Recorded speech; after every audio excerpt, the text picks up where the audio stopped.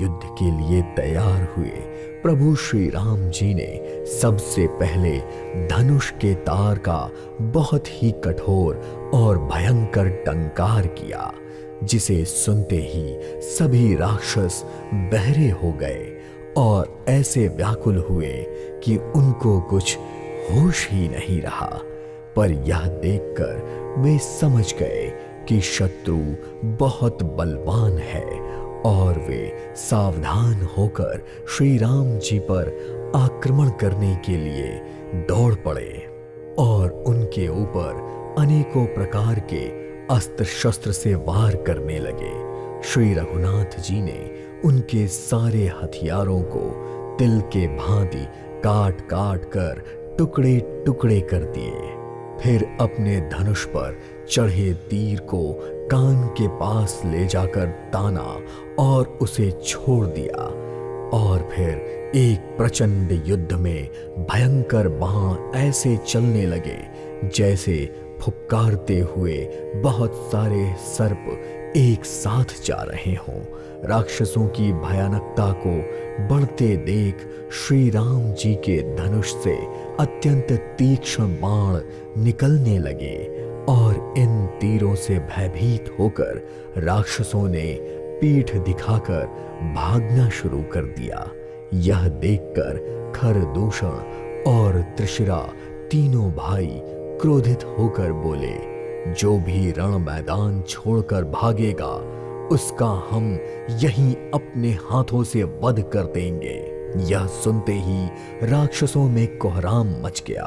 वह समझ गए कि दोनों तरफ से मृत्यु निश्चित है और वह श्री राम जी से युद्ध करने के लिए लौट पड़े और उन्होंने अनेकों प्रकार के हथियारों से श्री राम जी पर प्रहार करना शुरू कर दिया। शत्रु को अत्यंत कुपित देखकर प्रभु ने धनुष पर बाण चढ़ाकर एक साथ अनेकों अभिमंत्रित बाण छोड़े, जिससे एक एक करके सारे भयानक राक्षस कटने लगे। उनकी छाती, सर, भुजा, हाथ और पैर पृथ्वी पर यहाँ वहां गिरने लगे। बाण लगते ही उन्होंने हाथी की तरह चिंघाड़ना शुरू कर दिया और उनके पहाड़ के समान धड़ कट कट कर पृथ्वी पर गिरने लगे।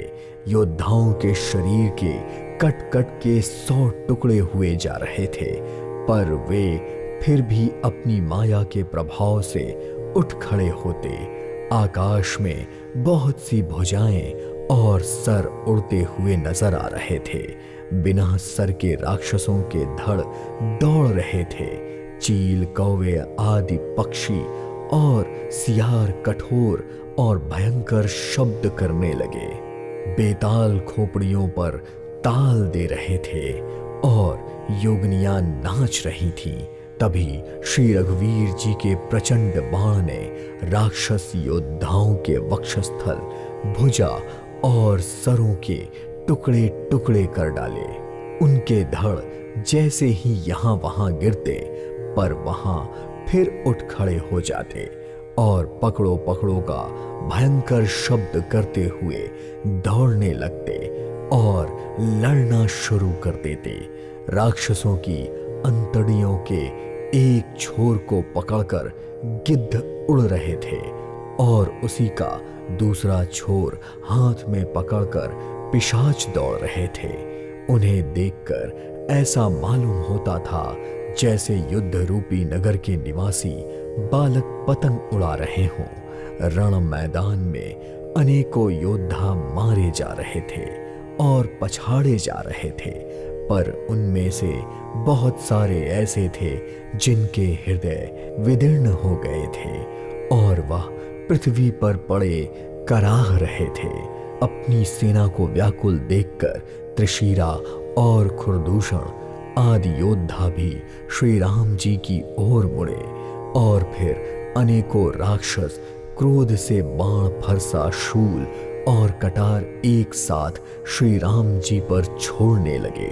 यह देखकर प्रभु ने पल भर में शत्रुओं के सारे बाण और अस्त्र काट दिए और फिर उन्हें ललकार कर उन पर एक साथ अनेकों बाण छोड़ दिए। सभी राक्षस सेनापतियों के हृदय में प्रभु ने 10-10 बाण एक साथ मारे। बाण की मार से राक्षस योद्धा पृथ्वी पर गिरते तो थे, पर उठकर फिर लड़ना शुरू कर देते थे और वह मर ही नहीं रहे थे और अनेकों प्रकार की माया रच रहे थे।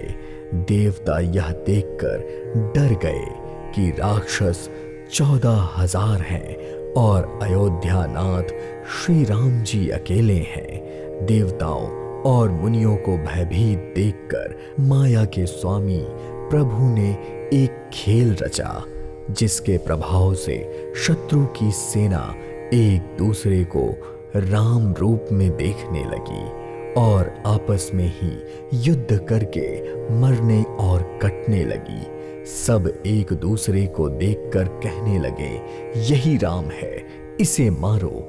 इस प्रकार राम राम कहते हुए सबने अपना शरीर छोड़ दिया और श्री राम के हाथों मृत्यु पाने के कारण सबको मोक्ष मिल गया।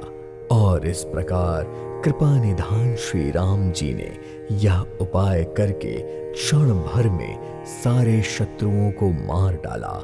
और यह देखकर हर्षित हुए देवता लोग फूल बरसाने लगे, आकाश में नगाड़े बजने लगे।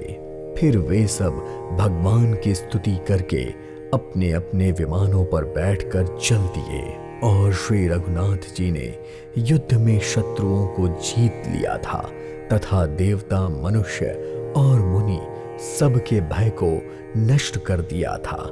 तभी लक्ष्मण जी सीता जी को लेकर वहां आए और चरणों में पड़ते देखकर प्रभु ने उनको उठाकर हृदय से लगा लिया। सीता जी श्री राम के श्यामल और कोमल शरीर को बड़े प्रेम से देख रही थीं और उनके नेत्र प्रभु को देख देखकर अघा ही नहीं रहे थे।